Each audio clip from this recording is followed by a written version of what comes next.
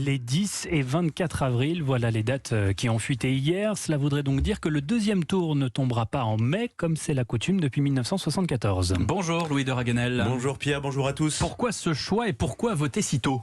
Eh bien, comme nous l'avions révélé ici même, Emmanuel Macron avait le choix entre 3 dates, mais toutes présentaient des inconvénients.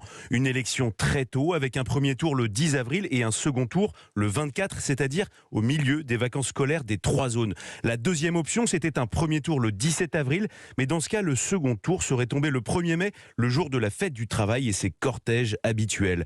Troisième option enfin, le premier tour le 24 avril. Le problème, c'est que cela aurait porté le second tour le 8 mai, un autre jour férié, et en plus une date limite au niveau des délais réglementaires, ce qui aurait pu provoquer des recours. Alors il faut quand même rappeler que le président ne choisit pas comme il veut la date de la présidentielle, car le premier tour doit impérativement avoir lieu entre 20 et 35 jours avant la fin officielle du quinquennat qui se terminera le 13 mai 2022.